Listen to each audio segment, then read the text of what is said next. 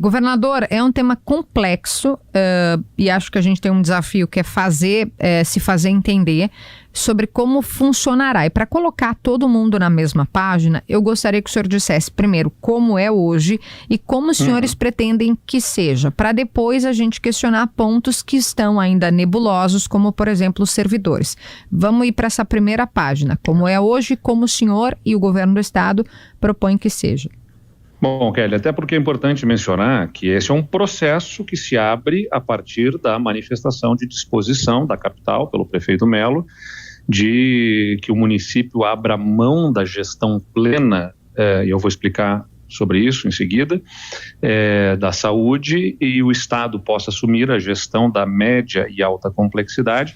Então, o que nós tivemos nessa semana foi um primeiro passo que o Estado manifestou a sua disposição de assumir a responsabilidade pela gestão de áreas de atendimento da saúde que hoje são geridos pela capital e se não houvesse essa manifestação de disposição do prefeito e da prefeitura, nós não conseguiríamos avançar. Então, acho que quero cumprimentar aqui o prefeito Melo, que tem essa compreensão de o que poderia ser lido como abrir mão de uma responsabilidade por parte da prefeitura, né, e de uma competência aqui de gestão sobre uma área da saúde, compreendendo que o Estado pode fazer isso melhor insisto, isso envolve um entendimento político primeiro, e político é importante mencionar, não é político eleitoral, político partidário, é político da política pública, né, sobre os seus líderes aqui, o governador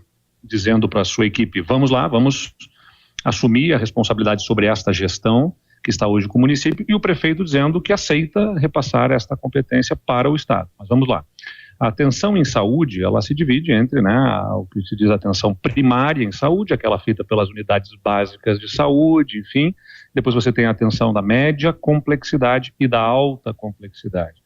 Essa média e alta complexidade, ela é um pouquinho mais complexa de explicar, mas ela está, via de regra, aqui relacionada a atendimentos que vão desde os exames dos laboratórios, enfim, até a parte da alta complexidade das internações nos hospitais. E o que acontece? Porto Alegre é um dos municípios que tem o que se chama gestão plena. A prefeitura da capital responde por toda essa a operação da atenção primária e também faz a contratualização com os hospitais que fazem a média e alta complexidade. Só que aí é que está o ponto. Os hospitais da capital, a capital responde, do ponto de vista populacional, por 12% da população do Rio Grande do Sul. Mas ela tem, nos hospitais da capital, 30% dos leitos de UTI do estado. Ou seja, a rede hospitalar da capital não é uma rede hospitalar para os porto-alegrenses apenas. Exatamente. É uma rede hospitalar para o Rio Grande do Sul.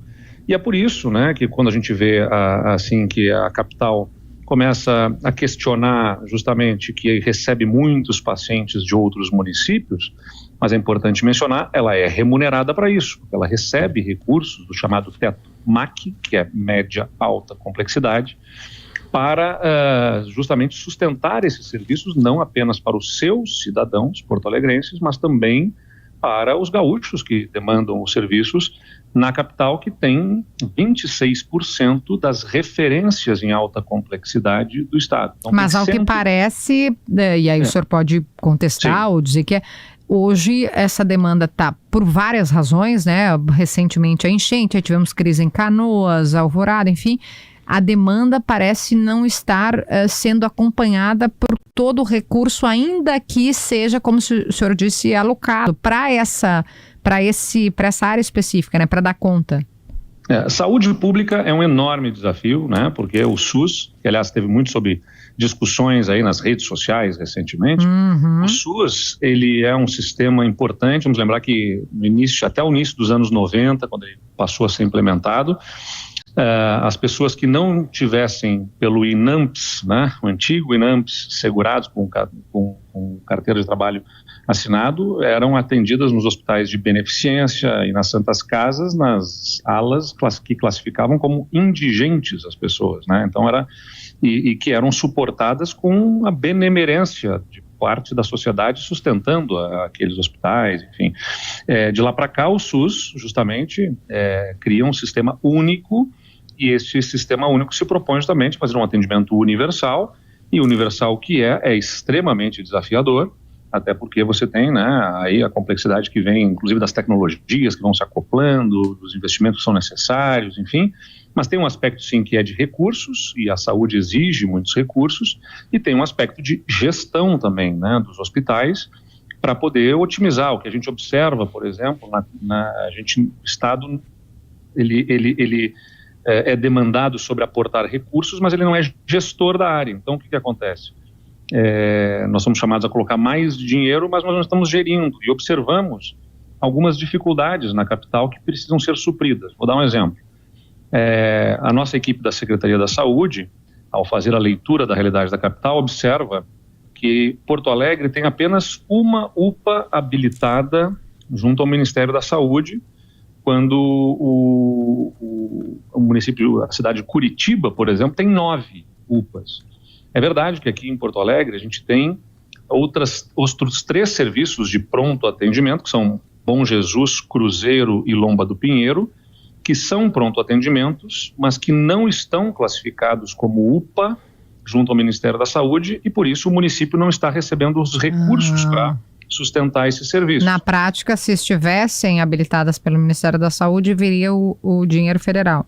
R$1,5 milhão por mês para essas UPAs. Mas né? Aí vem aquele apoio que o senhor, né, promete de melhorar as 2 UPAs lá para poder estarem caracterizadas para poder receber o valor, o recurso do município. Exatamente. Então essa é uma primeira ação que nós empreendemos para o município, foi Prefeitura de Porto Alegre, vamos ajudá-los aqui a transformar, né, fazer os investimentos necessários nessas unidades, para que elas possam ter toda a característica necessária para se habilitarem como UPAs, e assim receber os recursos federais, e inclusive do Estado, que o Estado também tem os seus próprios incentivos. Bom Jesus e Lomba do Pinheiro, para esclarecer. Bom Jesus e Lomba do Pinheiro. Isso, exatamente. Então, essa é uma das primeiras ações. Também entendemos que o município pode, né, avançar na expansão do horário estendido das unidades básicas de saúde como forma de ajudar a reduzir a demanda nas portas das emergências. Então, boa parte da pressão que se está observando agora está nas urgências e emergências dos hospitais. E o que nós entendemos se o município conseguir avançar bem para ter as suas UPAs funcionando bem e ter a extensão das unidades básicas de saúde, já ajuda a reduzir muito da pressão do serviço das emergências.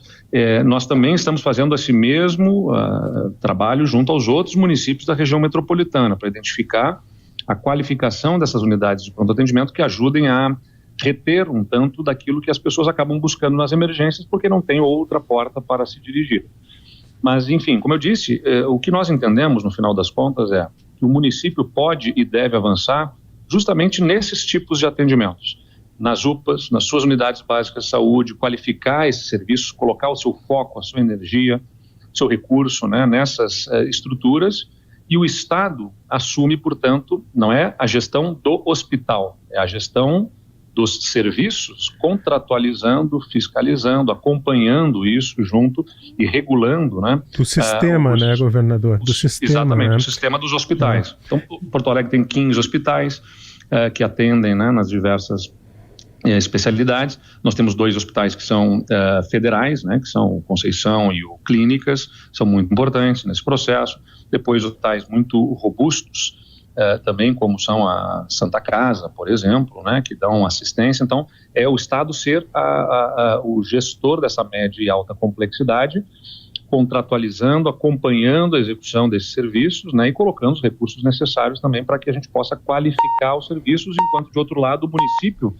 pode colocar o seu foco, a sua energia, o seu orçamento, a sua atenção nessa questão das unidades básicas de saúde das UPAs. O que foi, governador, desculpa interromper, mas o que foi determinante para que o senhor decidisse que ia esticar a mão ao município, né? Porque eu fico pensando aqui do ponto de vista político, né? Porque, bom, óbvio que muitos dos movimentos são feitos com base no que virá, a eleição do ano que vem.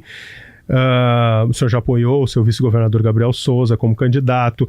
Ao mesmo tempo, o que qual é o objetivo ao apoiar a necessidade, que a gente sabe que é real, do município de Porto Alegre por receber os pacientes do interior, ao mesmo tempo que a prefeitura não tem condições de fazer a gestão? O que está por trás dessa decisão e de onde vem esse dinheiro? De onde vai vir o recurso? Rodrigo, não tem nenhum componente político-eleitoral nessa decisão, uma decisão de política pública aqui. Eu realmente acredito que... o que acontece? Você tem 497 municípios no estado. Esses municípios têm que ter suas estruturas de unidades básicas de saúde para o atendimento, né, corriqueiro, rotineiro da sua população, mas em saúde pública você não tem nenhuma capacidade de sustentar serviços de alta complexidade em cada um dos municípios. É impossível, né? Vou ter um hospital, um serviço de oncologia, cardiologia, neurologia, traumato-ortopedia em cada um dos municípios do estado? Não, né? Acho que todos nós compreendemos que não tem nem profissionais suficientes, nem estruturas suficientes, nem recursos para sustentar estruturas de alta complexidade em todos os municípios do estado, distribuídos por todas as regiões. Então, o que acontece? Você referencia, né, para as especialidades, né, dessa alta complexidade, nós temos o referenciamento.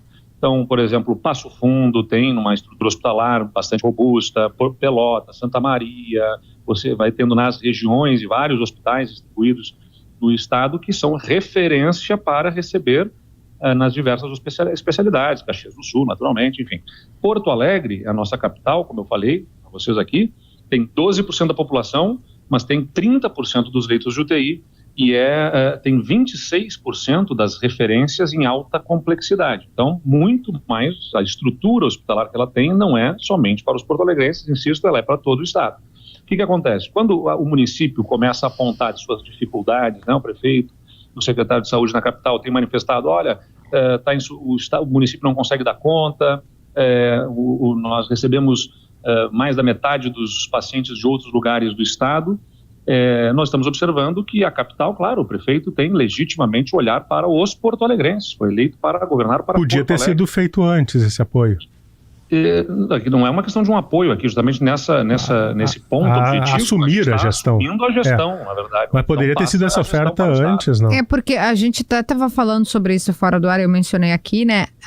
Já era difícil a situação, mas aí a gente teve uma pandemia, a gente teve uma enchente, que são coisas, né, fora do ordinário, são extraordinárias, que me parece agravaram, porque toda a demanda, por exemplo, Canoas, né, que teve prejuízos severos, outros hospitais que a gente sabe que já não dão conta. O pronto-socorro de Canoas, que tá com problema, o tá HPS fechado de Canoa, ainda, né? Tudo veio para cá. Então, que tem gestão plena, diga-se de passagem, né?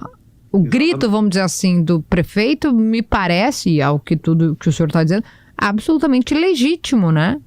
Sim, mas historicamente a capital fazia a gestão plena, como eu disse, né? Uhum. Então, o ato do prefeito aqui, mais uma vez eu insisto, ao abrir mão de ser o gestor da média e alta complexidade, é importante ser até destacado, porque politicamente é sensível, né?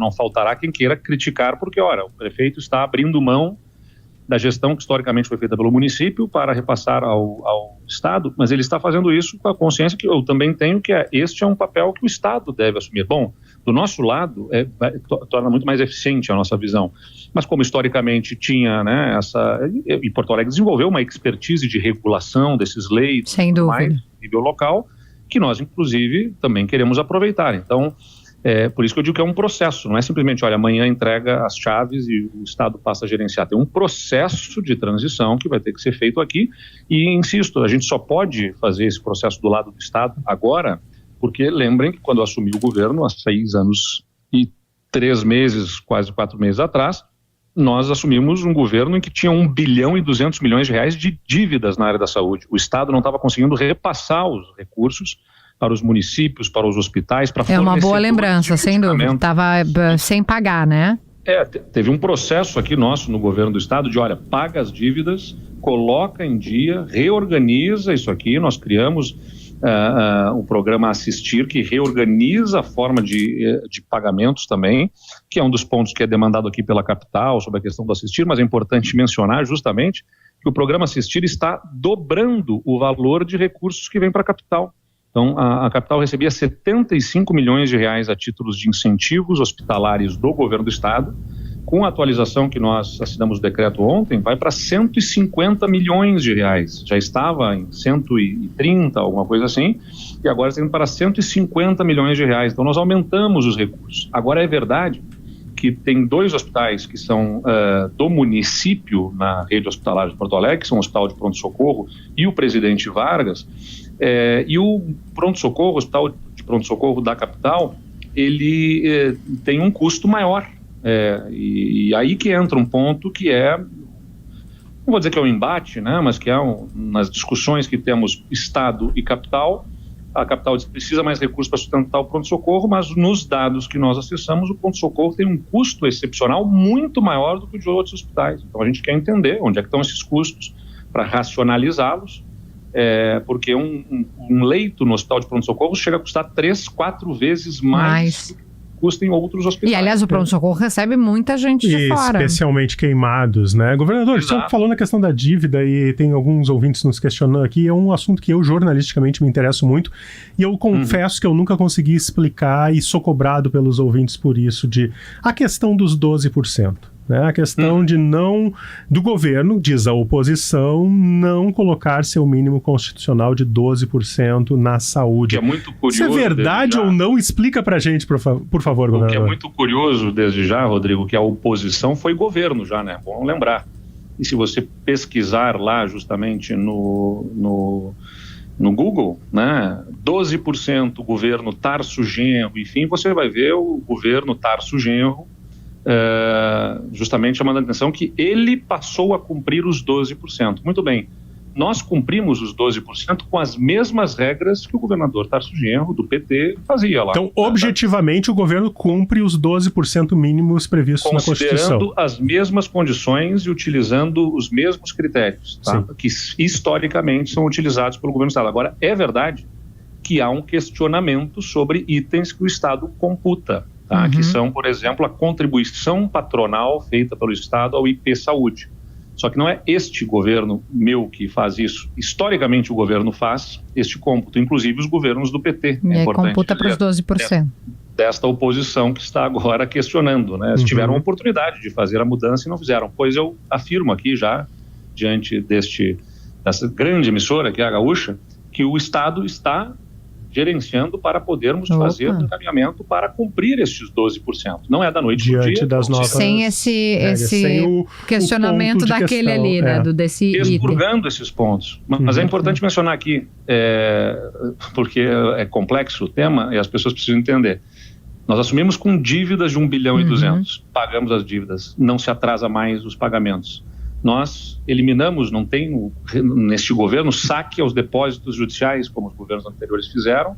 Nós devolvemos todos os recursos para o Caixa Único. Fizemos um acordo para que também, na mesma questão relacionada à educação, o Estado cumpra os 25% da educação, expurgando também outros pagamentos que fazia e que computava como gasto em educação, como o pagamento dos inativos. Então, ao longo dos próximos anos, já contando deste ano, o Estado já está fazendo aportes adicionais, porque tira da conta dos 25% outros gastos na educação, e nós vamos fazer o mesmo movimento na saúde. Então, esse é o governo que está resolvendo essas encrencas que, historicamente, no Estado, né, não foram cumpridas, né, precatórios não foram pagos, nós estamos fazendo maior pagamento de precatórios, não sacamos depósitos judiciais, devolvemos recursos para os depósitos judiciais, zeramos a dívida do Caixa Único, fizemos um acordo para o cumprimento dos 25% da educação e vamos fazer o mesmo encaminhamento também para os 12% na saúde. Então, a resolução dos problemas está acontecendo e, mais do que isso, o que nós estamos dizendo agora se a capital está com dificuldades na gestão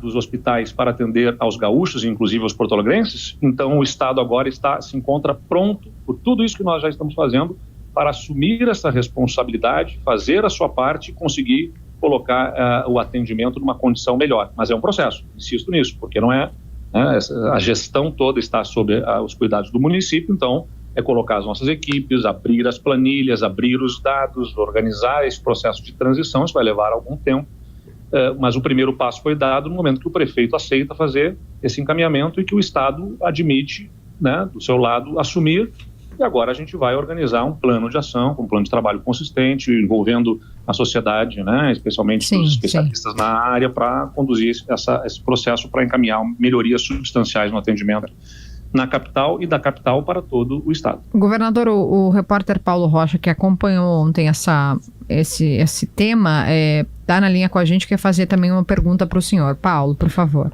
Boa tarde, governador. O gesto político em razão desse tema, ele parece pacificado a partir do anúncio que foi feito ontem e esse acordo que chegou aí o senhor e o prefeito Melo. Mas a pergunta é se o senhor vislumbra algum obstáculo técnico, jurídico para inviabilizar esse acordo em relação à gestão dos contratos dos hospitais, né? Se isso passa eventualmente por uma negativa do Ministério da Saúde ou talvez uma judicialização desse tema.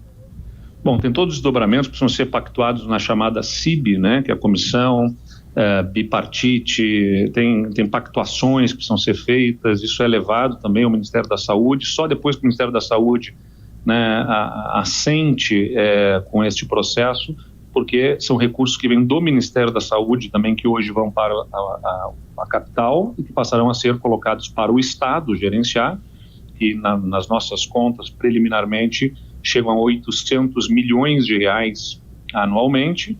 Então tem todo um processo de transição, como eu falei, e que, como neste caso aqui envolve o município e também a União, a gente vai precisar percorrer esse caminho. E aí, naturalmente, nesse caminho podem surgir gargalos, dificuldades, entraves aqui e ali. O nosso trabalho é buscar soluções, uma vez que a decisão política está encaminhada. Então, olha, do nosso lado, né, nós estamos com muita disposição de fazer todo o esforço, vamos colocar uma força-tarefa do Estado para organizar isso. Agora, só consigo fazer isso na medida em que o prefeito assentiu. Então, é nesta condição que nós vamos trabalhar agora. Muito virá pela frente ainda nesse processo de transição.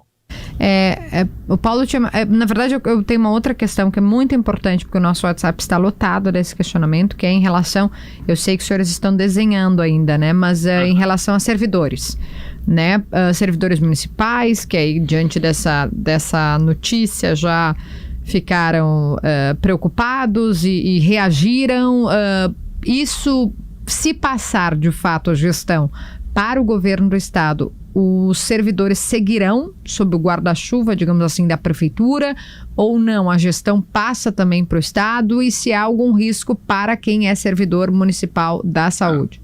Não, como eu disse, são muitos componentes técnicos. Eu entendo a apreensão das pessoas.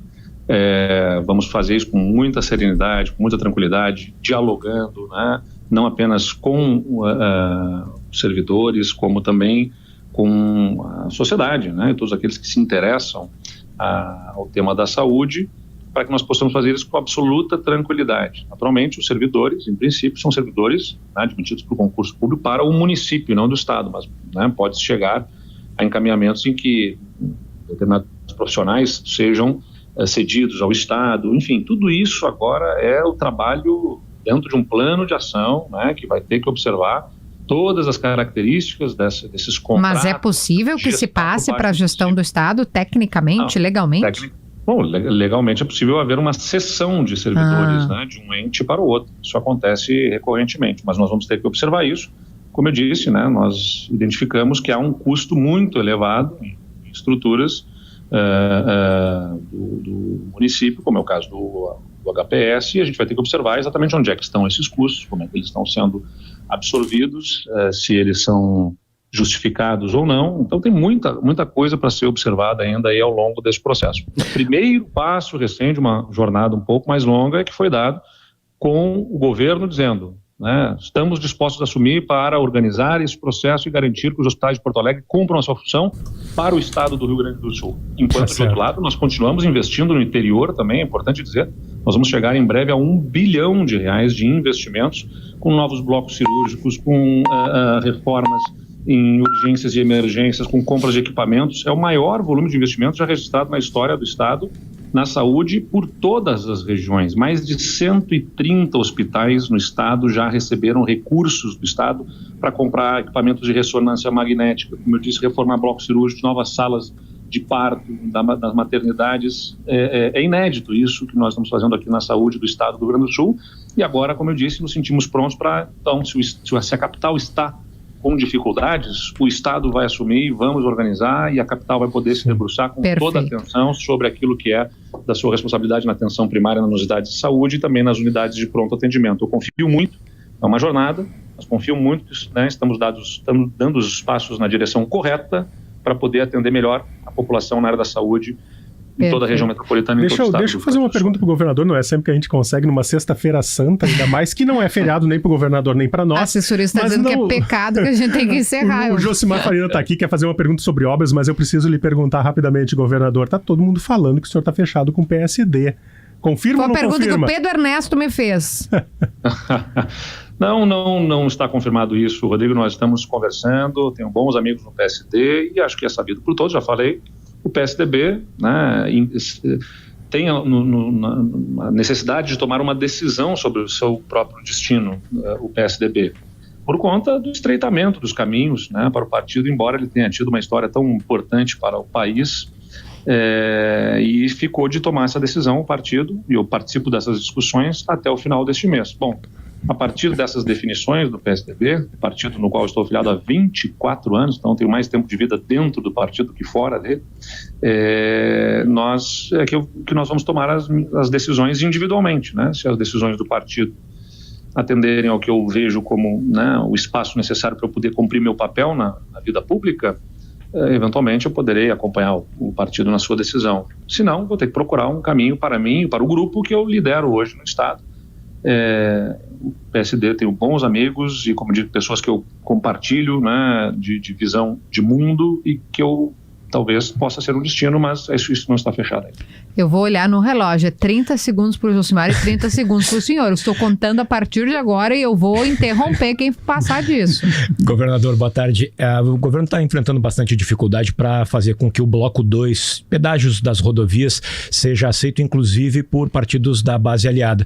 O governo pode aumentar a quantidade de recurso público a fim de baratear o preço do pedágio? Josimar, foi rápido, o senhor tem 40 segundos. Bom, o bloco 2 vai trazer 7 bilhões de reais de investimentos para duplicações de rodovias, terceiras pistas e muitas outras obras muito importantes para a região dos vales e a região norte do estado. Não dá para abrir mão desta concessão. Nós estamos fazendo os estudos necessários para, seja reprogramando obras, né, ou seja com aportes adicionais possíveis pelo estado, conseguir trazer a tarifa para um valor menor. Já dissemos para a região, não serão os 23 centavos que originalmente estavam previstos. Nós ainda não conseguimos fechar todos os estudos para dizer qual é que vai ser o valor, mas estamos trabalhando para que seja um valor o mais baixo possível, mas as tarifas são importantes para remunerar todo esse volume de obras e o Estado faz um aporte, só que é importante dizer, o dinheiro público não é um dinheiro que não é de ninguém, é um dinheiro que é de todos e que deixa de ir para outro lugar para poder fazer aporte aqui. Então, se nós vamos fazer um aporte maior, é dinheiro que vai estar deixando de ir para outros lugares. A gente está, como todos sabem, com necessidades em várias frentes. O senhor e o Josimar estão de parabéns. Obrigada. Governador Eduardo Leite, mais uma vez eu renovo o agradecimento e a disposição do senhor de esclarecer um tema tão complexo. Acho que essa é uma primeira conversa com o senhor, mas haverá outras diante do tema e diante do que vai sendo desenhado, né? O senhor já disse aqui, não tem uma fórmula pronta e o caminho vai ser feito de ajuste.